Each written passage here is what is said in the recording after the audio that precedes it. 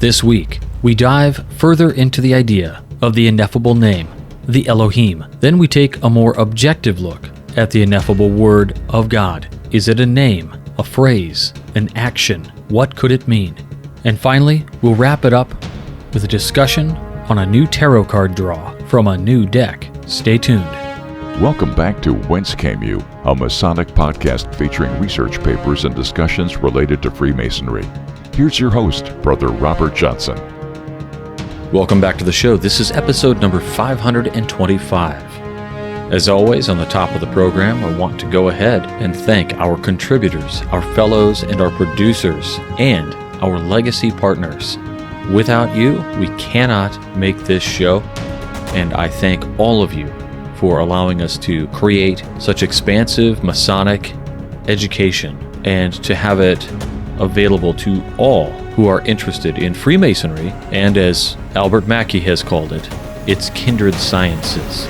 If you're curious on how to assist us in bringing this program to even more people around the world, to spread the light of Freemasonry, arguably that royal art which will enable the human species to move forward, then head on over to wcypodcast.com and click on Support the Show. First up, Double Eagle Con, December 18th. It's right around the corner. You gotta get your tickets. They're $120 now, I believe. However, here's what you get. 9 speakers and 3 meals, an entire day, and I mean an entire packed day of Masonic education.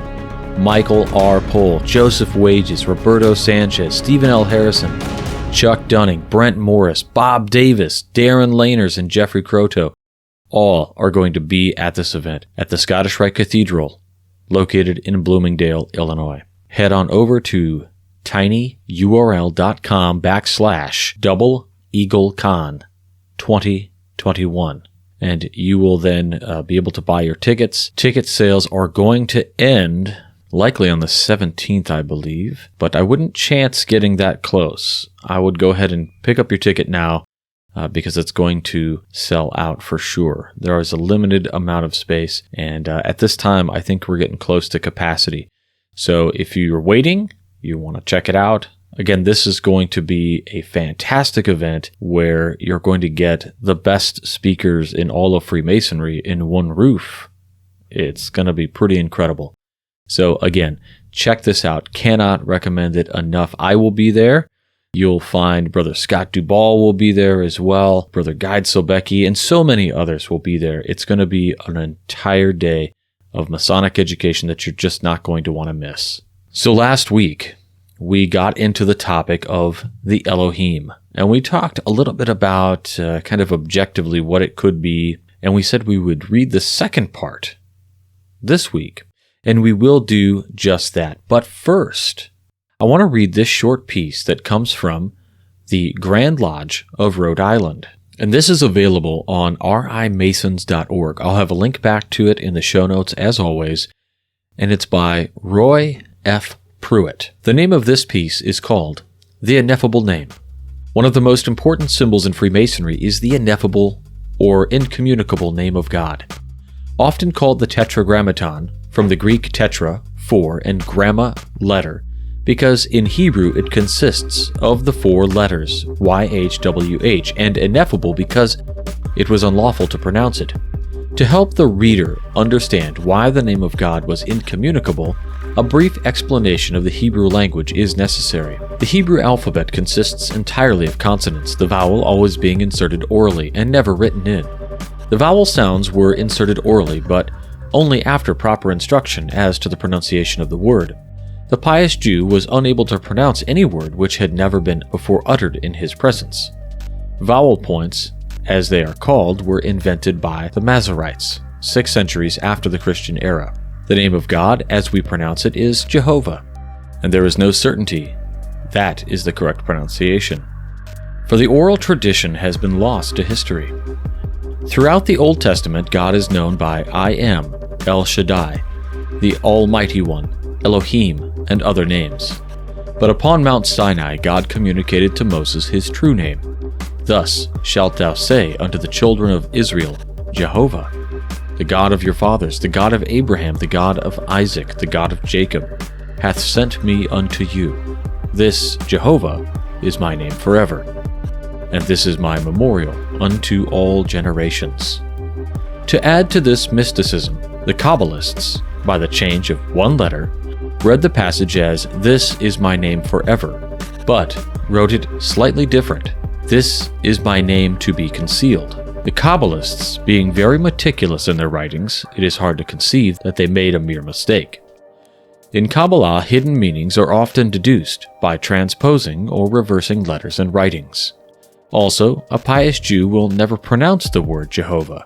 When read in Scripture, the word is substituted with the word Adonai, or Lord, a practice carried into the English translation of the Bible. In ancient times, there was one person who, it is said, was in possession of the proper pronunciation of the true name of God. This was the high priest, who, after receiving it from his predecessor, would enter the Sanctum Sanctorum, or Holy of Holies of King Solomon's temple, and pronounce it 3 times, once a year, on the Day of Atonement.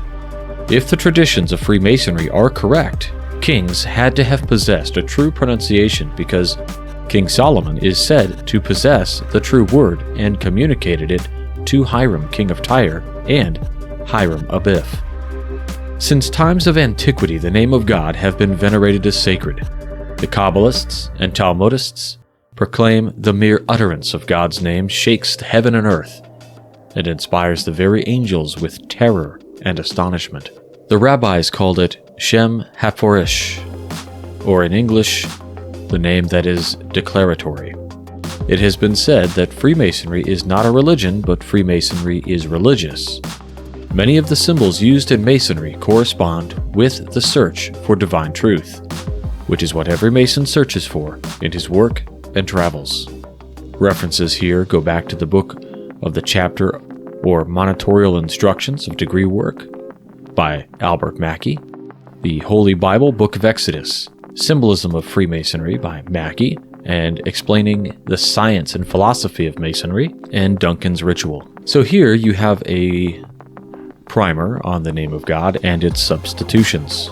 One wonders, what are the consequences, other than a philosophical or honorary tradition of not pronouncing the name?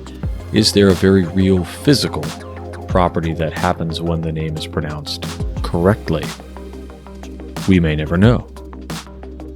Without further ado, the Elohim Part 2, A Crooked Path. This was published by the same person who published the last article. I'm not really sure of their name because it is somewhat obscured here on the website. However, it was published quite a long time after the first article, almost 2 years. This one came out in May 24th of 2021, and we'll have a link back to it also from the philosophicalsociety.org. The Elohim Part 2, A Crooked Path. In the first section of this article, I introduced the term Elohim and examined a variety of potential explanations for the esoteric and etymological meaning of the word. Their possible connections to the Anunnaki and Shining Ones were also explored. One line of thought is the way religious history unfolded. In earlier days, religious deities appeared to perform a much more prominent role in the interactions with man. As history progresses, however, God's role becomes less discernible, and his hand is harder to see, possibly indicating that his influence becomes more indirect in nature. Along the same lines, I thought of how our own education proceeds. In our early days as, say, a kindergartner, the teacher's role is very distinct and hands-on. The teacher is close by and visible at all times. As we progress through schooling, the teacher's role becomes less obvious until we get into college, where our success or failure is almost exclusively dependent upon our own devices. We enter the workforce with our education in our quiver and make our ways through those mazes, adding to our knowledge completely through our own efforts. Finally, in our twilight years, we can take on the role of a teacher ourselves, imparting that which we have learned through the year. Path of evolution, dominance to peace. A second thought that occurred to me is related to man's perception of God over the centuries. Early on in his history, man was more aggressive and heavily dependent upon brawn for dominance. Similarly, His view, if the gods, was warlike as well. Think about the many stories of the gods from the Greek pantheon, how they seemed to constantly be pit against one another, as well as man.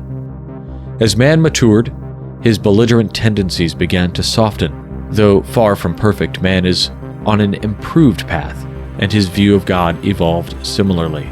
Today, God is seen as an embodiment of peace and goodwill.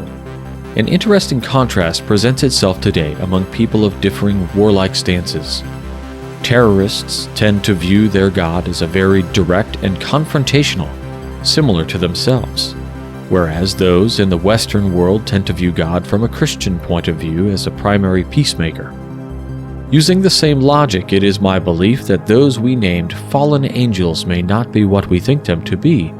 Rather, it is possible that those devils may have a specific role to play in man's existence and evolution, one that forms in opposition to the good angels that is very deliberate. Could their purpose have been to propel humanity's evolution by forcing man to recognize and be challenged by his opposite? Evolving leadership, authoritarian to authentic. The general type of leadership most often practiced by the mainstream evolved along comparable lines.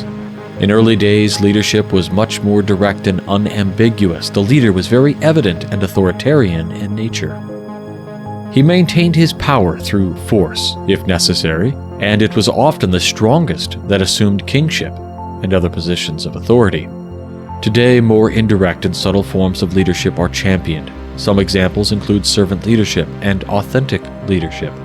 They require the practitioner to embody traits like humility and to learn to read emotions.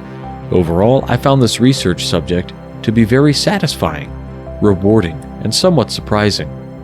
I learned that no line of research should be discounted, however unlikely the topic, and that an unusual topic can lead you down crooked paths to reach unexpected conclusions. So what is interesting about this part is the contemplation of the name led the author down an interesting path of thinking, and it was really interesting to see how this quote-unquote crooked path led him down some additional research to evolving leadership and the way we do leadership today, and the exploration of God as somebody who has almost a reflection of the people to whom that God plays a role. But we don't want to leave it there. So after reading these two pieces, one after another, each in succeeding weeks, you may have thought to yourself, have we read these before? In fact, we have. We read both pieces in episode number 466 of this show, not quite 100 episodes ago. In that particular episode, we also read a piece by Brother T.J. Williams. And I would invite you to check out that episode, and I believe you can skip toward the end to check out that article by T.J. Williams. So for you, right now, I would like to read something a little bit more profound as we think about the Ineffable name. This is a little bit of a longer piece. We'll read the first half this week, and we'll finish it next week, which will be our last episode of the year.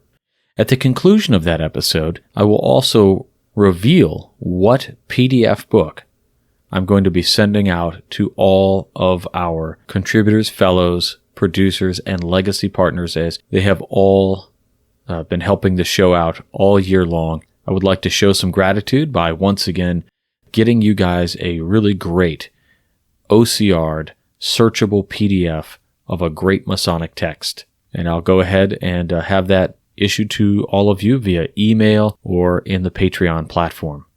So keep your eyes open for that. So where episode 466 may have been recapped a little bit last week and a little bit this week, we want to take it that further step. And so we're going to read the full chapter of the Symbolism of Freemasonry, chapter 24, the Ineffable Name. Another important symbol is the Ineffable Name, with which the series of ritualistic symbols will be concluded. The Tetragrammaton, or Ineffable Word, the incommunicable name, is a symbol, for rightly considered, it is nothing more than a symbol that has more than any other, except perhaps the symbols connected with the sun worship, pervaded the rites of antiquity. I know, indeed, of no system of ancient initiation in which it has not some prominent form in place. But, as it was, perhaps the earliest symbol which was corrupted by the spurious Freemasonry of the pagans, in their succession from the primitive system of the patriarchs and the ancient priesthood, it will be most expedient, for the thorough discussion of the subject, which is proposed in the present paper, that we should begin the investigation with an inquiry into the nature of the symbol among the Israelites. That name of God which we, at a venture, pronounce Jehovah, although whether this is or is not the true pronunciation can now never be authoritatively settled, was ever held by the Jews in the most profound veneration. They derived its origin from the immediate inspiration of the Almighty, who communicated it to Moses as his special appellation, to be used only by his chosen people, and this communication was made at the burning bush, when he said to him, "Thus shalt thou say unto the children of Israel, Jehovah, the God of your fathers, the God of Abraham, the God of Isaac, and the God of Jacob, hath sent me unto you.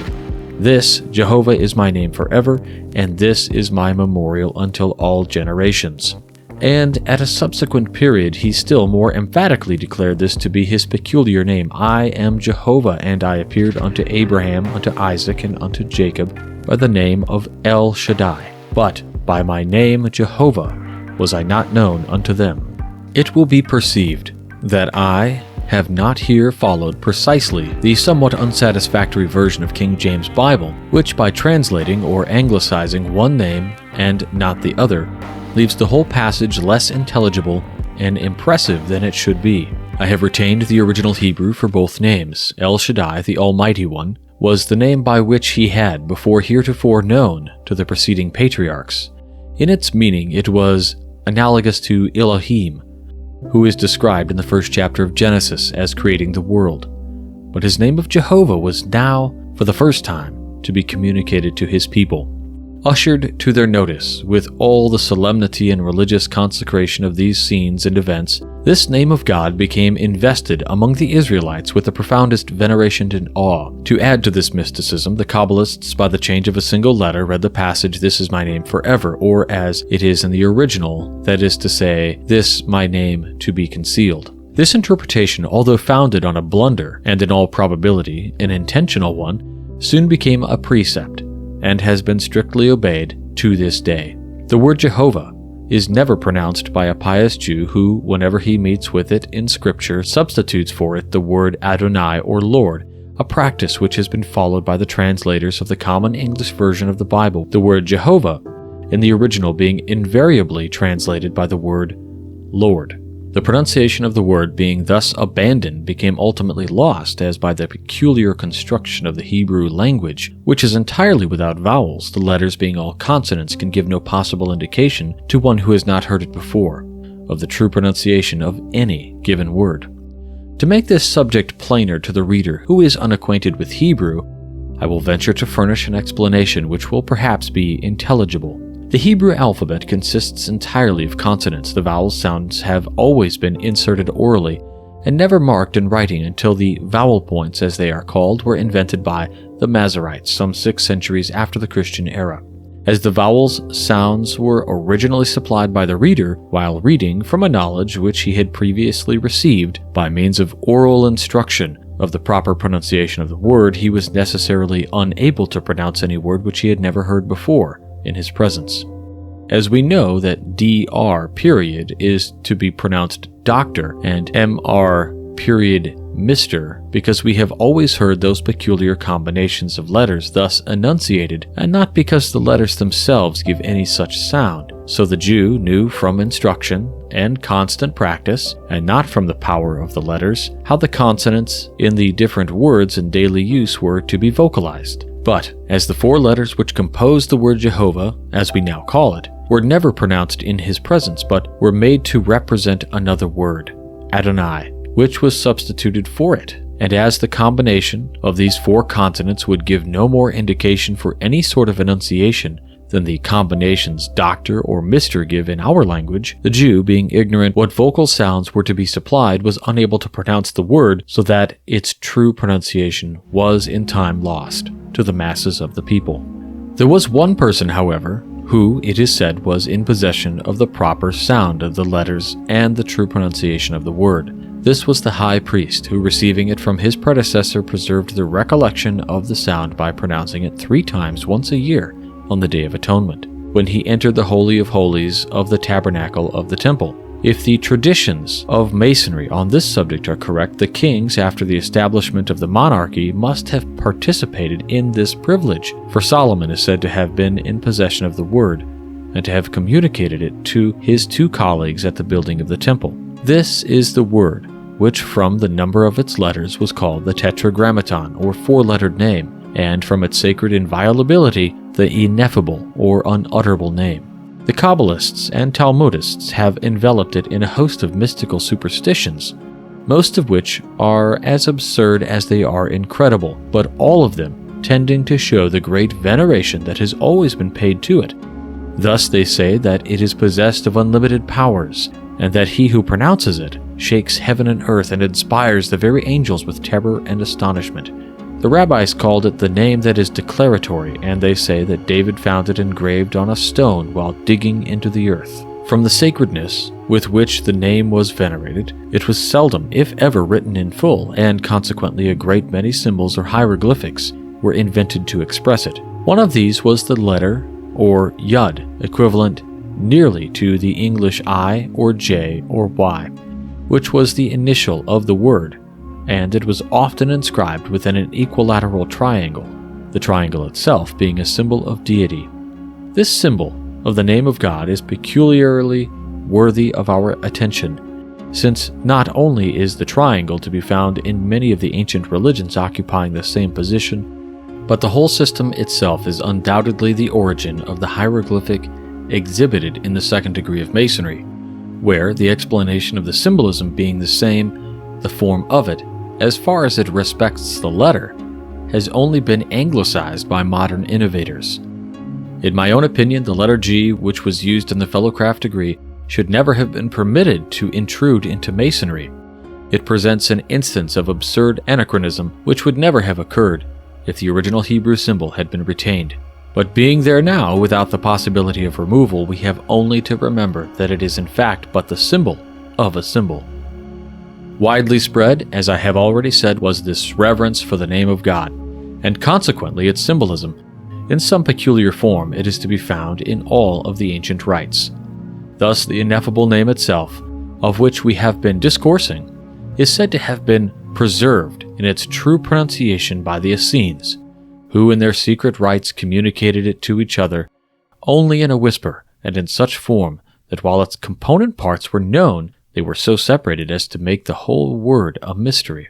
Among the Egyptians, whose connection with the Hebrews was more immediate than that of any other people, and where consequently there was a greater similarity of rites, the same sacred name is said to have been used as a password for the purpose of gaining admission to their mysteries.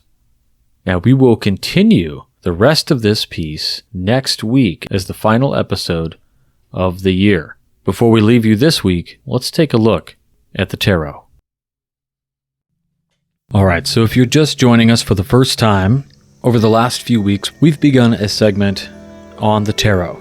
Now before you get weirded out and you turn the program off or fast forward through it, know that what we're doing is not divinatory in nature. It's not conjuring, it's not cartomancy or anything else. What we're doing is choosing one random card from a deck of tarot. Week to week, we might change decks to get different perspectives from different authors and different visualizations. But what we're doing is choosing the one card, looking at what they say it means, and then thinking internally about what that card could mean for us in our own lives. For instance, if you got a Tower card, which is like revelation, what have you recently thought about that made sense to you, or things of this nature. And so, keeping with that tradition, this week I'm using a brand new tarot deck that I have just acquired. It's called the Tarot Restless, that comes with a book called Restless Meditations. It is quite an interesting deck in that it is probably not a deck I would recommend anybody under the age of, 16, 17 look at. It is kind of mature in that aspect. I'm just giving the cards a quick shuffle here. Again, as I've mentioned in the past, I have no actual set number of shuffles that I do. This tarot deck is described by the creator as deep, contemplative, and disturbing, which some of the imagery definitely is, and you'll see whatever card we pull, I will post in the Facebook group, the Craftsman Plus, for your contemplative meditations. The deck itself is 78 cards, as always. It uses the 4 standard suits, wands, cups, swords, and instead of pentacles or coins or anything like that, it uses stars. So just kind of generic. But here we go, let's draw a card. So the card I drew was an inversed King of Cups. So let's look at what this card means from this deck creator. Then we can look at kind of the Smith-Waite definition of the inverted card, and then we'll move on to the more objective and practical application of the card. So the author says that the King Thymdrall, all Catheth, upturneth his cup. In the proper upright condition, the card represents honor, leadership, fortitude, uprightness, and difficult passages. Inverted, though, it's criticism of power, wavering faith, and departure. Now, for really the Smith-Waite deck says that upright, it's emotionally balanced, compassionate, and diplomatic. Reversed, how we drew the card actually, says self-compassion, inner feelings, moodiness, and emotionally manipulative.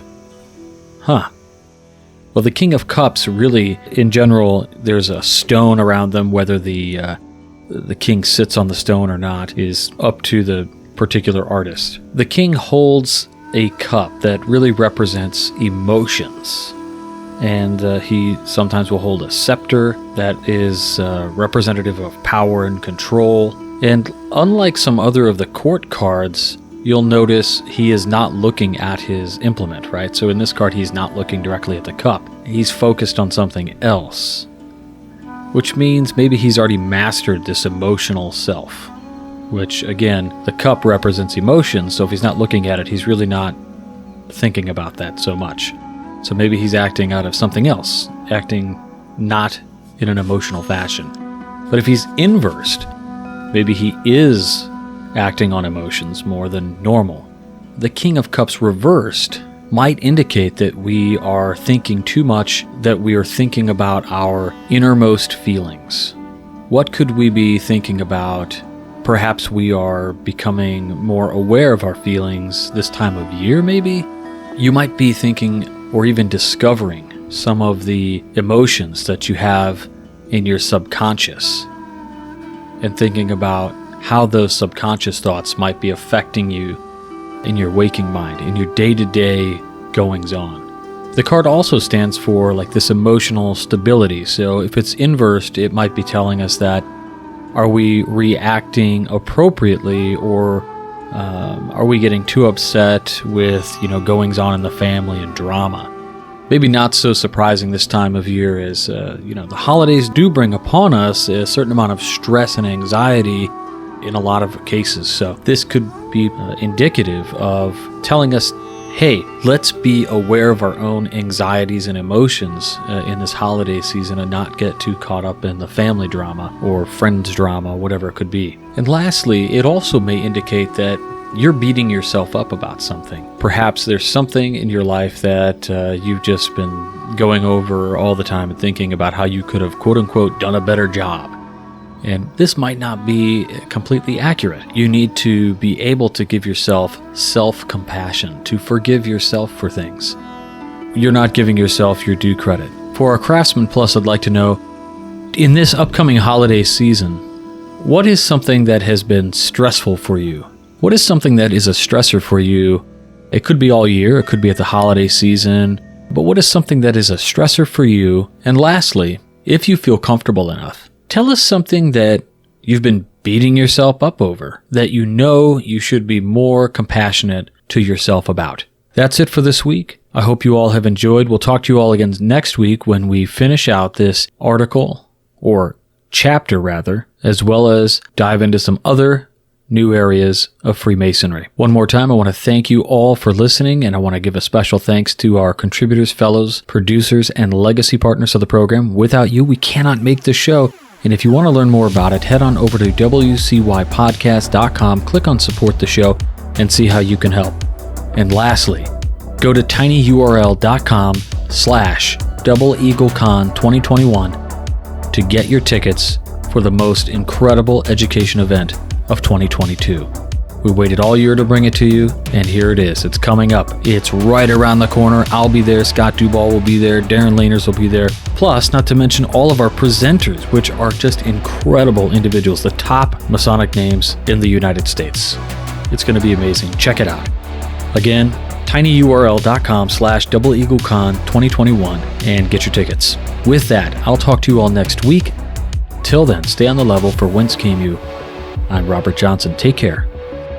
You've been listening to Whence Came You, a Masonic podcast featuring research papers and discussions related to Freemasonry with your host, Brother Robert Johnson.